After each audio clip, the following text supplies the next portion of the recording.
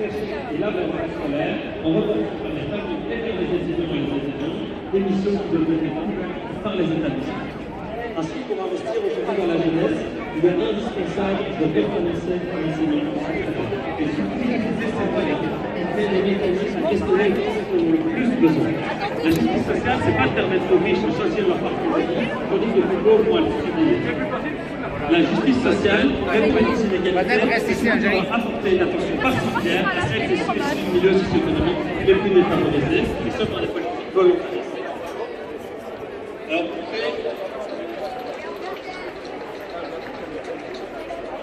Alors pour créer l'école productrice d'égalité, c'est aussi permettre à chacun et à chacune d'avoir accès à la même éducation. Aujourd'hui, le soutien qu'offre le mécanisme des bourses d'études ne suffit plus à rencontrer ce droit et son application pose problème. L'obtention du bénéfice de ces allocations, et on a des témoignages qui disent, c'est pour beaucoup un chemin de croix. Et même quand on obtient cette aide, elle reste insuffisante. Le besoin ici, c'est de mettre en place des politiques qui changent structurellement la manière dont on voit l'éducation, ce service public et la manière d'y accéder. Alors comment faire? On l'ignore encore trop souvent, mais la Belgique s'est engagée, via le pacte de New York, il y a 52 ans de ça, pour une mise en place progressive de la gratuité de l'enseignement supérieur. Alors si cet objectif est en phase avec une réduction des inégalités, le constat à poser est clair. On n'y est pas, loin de là. Nombreux sont les exemples qui montrent même que cet idéal s'éloigne. Mais il reste à porter cet objectif de gratuité. Nous sommes décidés ici tous ensemble à renverser la tendance pour permettre à chacun et chacune d'accéder à l'enseignement supérieur. Car ce n'est pas l'unique évidemment, mais c'est l'un des moyens de s'émanciper et de trouver une place égale dans la société. Ici encore, c'est un choix politique à réaliser. Qu'est-ce que votre ASBL met en place pour réduire, voire éliminer la pauvreté? Bonjour, je m'appelle Geneviève, je suis facilitatrice en réduction des inégalités au réseau wallon de lutte contre la pauvreté. Et dans ce cadre, j'aimerais savoir ce que vous faites dans vos structures comme action concrète pour réduire les inégalités et la pauvreté. Bonjour, je m'appelle Jason, je suis militant au réseau wallon de lutte contre la pauvreté. Ma question est, dans votre mouvement, quelles sont les pratiques que vous mettez en place pour réduire la pauvreté? Bonjour, je m'appelle Oriane, je suis militante au réseau wallon de lutte contre la pauvreté et j'avais juste une question à vous poser. C'était pour savoir concrètement ce que vous mettez en place dans votre structure pour lutter contre la pauvreté. Okay, maintenant, aujourd'hui, pourquoi est-ce que la FAP est présente à la journée mondiale de lutte contre la pauvreté? Parce que la pauvreté, c'est aussi l'affaire des étudiants, c'est l'affaire de tout le monde en réalité. Depuis un certain nombre d'années, on voit que le coût des études, qui a toujours été important en Fédération Wallonie-Bruxelles, entre 8 et 12 000 euros à l'année, mais aujourd'hui est quelque chose d'écrasant pour deux familles sur trois, puisqu'elles n'arrivent plus à le soutenir, à permettre à leurs enfants de faire des études supérieures. Du coup, ça pose les étudiants dans une situation de précarité, puisqu'ils doivent donc aller chercher d'autres sources de revenus, donc ça les pousse par exemple à jobber pour payer leurs études, ce qui met en danger leur réussite, ou alors aller au CPS. On a aujourd'hui 7 fois plus d'étudiants qui sont au CPS depuis les 15 dernières années. Alors face à cette situation qui est extrêmement alarmante, la FEF, avec le réseau wallon de lutte contre la pauvreté, bien demande que soit mise à l'agenda une réduction du coût des études et un financement d'enseignement supérieur, afin qu'on puisse dès demain permettre à chacun et à chacune de faire des études et de pouvoir s'épanouir grâce à ça. Ça c'est une blague. Les portes du pénitencier.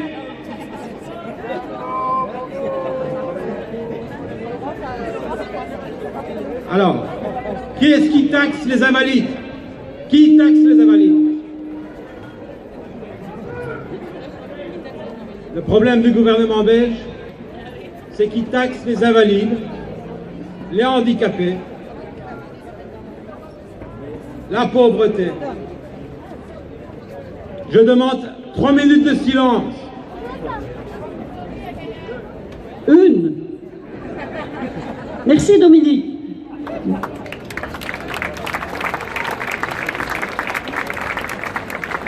Merci Dominique. Alors, on arrive tout doucement à la fin de nos prises de parole. Simplement vous dire, le thème c'est la violence. On n'en veut plus, on l'a dit dans la manifestation. On a porté et amené des chaussures qui vont d'ailleurs être récupérées pour être distribuées, puisque dramatiquement les droits sont tellement décousus qu'il faut que des gens tendent la main pour avoir des chaussures. Mais on se battra pour que ça ne doive plus arriver. On refusera les œuvres de charité. On n'acceptera pas que le service public de que la RTBF squatte la journée du 17 octobre pour lancer sa campagne Viva for Life. C'est indécent, c'est honteux, c'est à dénoncer. Dès ce matin, en ouvrant la radio, on entendait la RTBF profiter du travail des autres, profiter des pauvres, profiter des vrais qui combattent pour les politiques structurelles pour lancer sa politique promotionnelle pour Vivacité à travers Viva for Life. C'est un scandale qu'il faut dénoncer. Une télévision de service public ne peut pas voler cette journée aux gens qui sont concernés.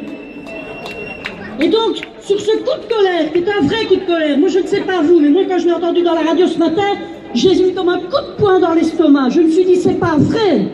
Ils ne vont pas aller jusque-là. Ils n'ont pas osé faire ça. Eh bien si, ils l'ont fait. On se battra contre ça. C'est pour ça que aujourd'hui, vous voyez qu'il y a des associations qui se disent on est bien obligé de récolter de la nourriture aujourd'hui. On est bien obligé de récolter des chaussures aujourd'hui. Rendez-vous compte, on est bien obligé de récolter des serviettes hygiéniques et des tampax aujourd'hui. Tellement les gens sont mis dans la pauvreté. Mais c'est un scandale, une société qui habitue les gens à ça, mais qui n'habitue pas celui qui tend la main, qui habitue surtout l'ensemble de la population à croire que c'est normal. Il faut le dénoncer.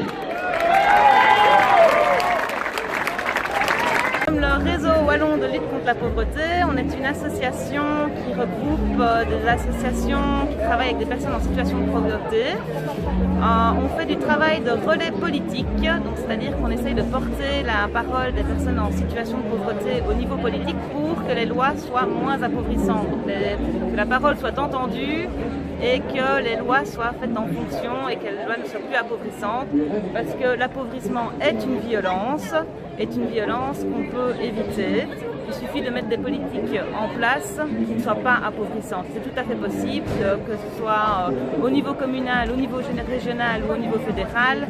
Les politiques ont les choses en main et peuvent mettre des politiques en place qui n'appauvrissent pas les gens, que ce soit au niveau du logement, que ce soit au niveau de la mobilité, que ce soit au niveau de l'accès à l'énergie, que ce soit au niveau de la scolarité, au niveau de la justice, à tous les niveaux, dans tous les secteurs, il y a moyen de réduire les inégalités. Et la réduction des inégalités finira par éradiquer la pauvreté.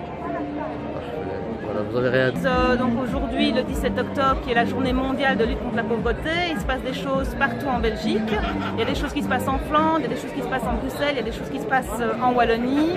Ici à Namur, c'est une journée d'action avec des spectacles, des débats en matinée, une manifestation à midi, et puis la foire de l'Agir ici l'après-midi. Et on clôturera la journée par une parade aux lanternes dans le quartier de Baumel. Donc il faut tous venir nous rejoindre. C'est parfait. Et on est là chaque année, donc l'année prochaine, 2019, on vous donne rendez-vous le 17 octobre. On est nombreux l'année prochaine. Encore plus nombreux. Encore plus nombreux. Je vous remercie, je vous souhaite. Voilà, on est à Namur pour la journée mondiale de lutte contre la pauvreté. On sort d'une manifestation qui a rassemblé un bon 2000 personnes, énormément de jeunes, ça c'est rassurant, c'est encourageant, parce que ça veut dire que le combat contre la pauvreté transgresse les générations. Et tant mieux, maintenant c'est aussi un peu déconcertant évidemment de voir qu'il faille s'y intéresser encore de façon aussi importante. Alors on a voulu faire passer un message qui est de dire stop à la violence par l'appauvrissement. On n'en peut plus de voir appauvrir les gens. On veut faire passer le message que non, ce ne sont pas les gens qui ne veulent pas travailler, c'est l'emploi qui s'est éloigné des gens. Non, ce ne sont pas les gens qui ont un problème avec le logement, c'est le logement qui est insuffisant, qui coûte trop cher, il n'y a pas assez de logement social. Non, ce ne sont pas les gens qui ont des difficultés à l'école et des enfants qui ratent à l'école, c'est l'école qui rate avec des enfants. Non, les gens n'ont pas trop de revenus et quand ils s'adressent au CPS, ils ne sont pas des abuseurs et des tricheurs, c'est qu'ils en ont absolument besoin. On a l'impression que les réponses qui s'organisent aujourd'hui sont toujours plus le contrôle social, toujours plus intrusives, toujours plus de demander aux gens de se déshabiller pour prouver suffisamment qu'ils sont pauvres. Toujours plus se sentir redevable parce que l'État intervient en matière de sécurité sociale, parce qu'on est malade, parce qu'on est chômeur, parce qu'on est bénéficiaire du risque. Or ça ne va pas, les gens ils ont envie de sortir de la pauvreté, ils ont envie d'avoir une vie normale, ils ont envie d'être émancipés, d'avoir de l'autonomie, ils ont envie de donner de la perspective à leurs enfants. ils ne désirent pas rester dans cette situation. Et donc c'est ce qu'on dénonce dans cette journée mondiale de lutte contre la pauvreté. On dit ça suffit, ça a trop duré. Il faut qu'à tous les niveaux de pouvoir, du niveau fédéral, régional, Fédération Wallonie-Bruxelles, commune, province, etc., on mette la réduction des inégalités à l'agenda. La réduction des inégalités, c'est pas aller appauvrir ceux qui ont ce qu'il faut et qui vivent bien. Ce qu'on veut, nous, c'est que toutes les personnes appauvrient aient ce qu'il faut et vivent bien. Mais la réduction des inégalités, c'est répartir quand même les richesses qui sont captées par une partie de personnes qui possèdent trop les finances, possèdent trop de patrimoine, ont la main sur les outils culturels, ne désirent pas partager les connaissances, etc. Là, il faut agir résolument, il faut agir à travers une politique fiscale. Ce n'est pas normal que la fiscalité aujourd'hui soit défavorable aux gens les plus faibles. Aujourd'hui, on voit bien que la fiscalité est plutôt organisée pour les gens qui peuvent faire de l'ingénierie fiscale, qui peuvent avoir recours à des avocats, juristes et autres fiscalistes qui organisent une évasion fiscale ou de l'optimisation fiscale tout à fait légale, ce qui empêche de permettre de rentrer de l'argent dans les caisses de l'État. Et donc on dit que c'est les services publics qui coûtent trop cher, mais en fait on ne va plus chercher l'argent là où il est. On a réduit le nombre de travailleurs qui peuvent agir sur la fiscalité, etc. Donc voilà, cette journée, elle est là pour ça. Elle est là pour dire les gens ont des choses à dire. On a entendu des personnes qui ont connu la pauvreté dénoncer cette violence et dire qu'il fallait aller vers autre chose. On a une foire de l'agir avec des propositions intéressantes en la matière. On a des spectacles de théâtre suivis de débats, des ateliers. On voit qu'il y a une grosse mobilisation avec les gens qui étaient là le matin à la manifestation. On va être une journée, il y aura eu entre 4 et 5 000 personnes aujourd'hui mobilisées à Namur, mais on n'est pas que mobilisés à Namur. Et donc on se battra pour des droits. Et comme on se battra pour des droits, aujourd'hui dans les stands d'ici, il y a des acteurs qui expliquent qu'est-ce que c'est cette inégalité, comment on peut la réduire. Depuis la fiscalité, ici à ma droite et puis tout autour. Ici devant, des militants et des animateurs du réseau ont créé des blocs pour symboliser les inégalités. Et dessus, il y a des chiffres, il y a de quoi discuter. Vous allez venir, vous allez vous approcher. Il faut comprendre, il faut s'en saisir. Il faut dire, ça suffit. Il y a trop longtemps qu'on attend. C'est intolérable, c'est inacceptable. Alors pour terminer simplement, on sort d'une élection communale. On a battu le pavé aussi pour faire campagne.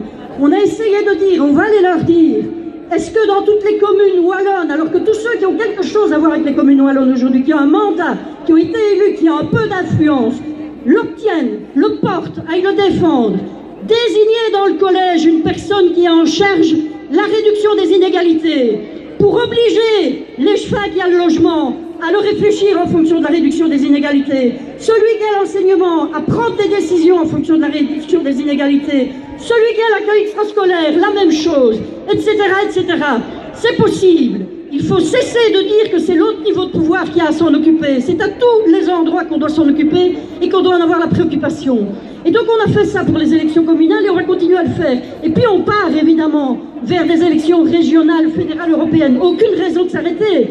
On restera sur le thème de la réduction des inégalités et on va lancer une campagne avec nos militants qui ont enregistré des questions. On a les premières questions qui arrivent, qu'ils vont aller poser aux organisations associatives, aux grands mouvements d'éducation permanente, aux partis politiques, etc., tout au long de cette campagne. Et vous allez entendre les 5 premières questions qui ont été créées, c'est très court. C'est un peu répétitif de les entendre comme ça l'une après l'autre parce qu'elles seront utilisées individuellement, mais ça vous dit comment les témoins du vécu militant s'investissent au réseau. Et aujourd'hui, il y en a partout qui se sont investis. Il y en a qui ont réfléchi aux slogans, qui ont réfléchi aux bannières, qui ont construit des podiums. Nos homologues et des associations et des personnes en situation de pauvreté qui sont mobilisées sur Bruxelles, qui sont mobilisées un peu partout en Flandre, dans certaines autres localités en Wallonie, je pense à Hatt, je pense à Liège, enfin, etc. Donc, si on est entre 4 et 5 000 aujourd'hui à Namur, on est vraiment des milliers sur l'ensemble de la Belgique. Donc ça représente quelque chose, tout le monde n'est pas concentré au même endroit, mais le politique doit l'entendre. Et il doit se dire aussi que la population commence à en avoir assez. Et donc, il serait temps qu'il prenne en compte les propos de la population et qu'il considère qu'elle peut être à égalité avec eux pour faire des propositions et pour que les choses changent. Parfait, parfait. Ça va ?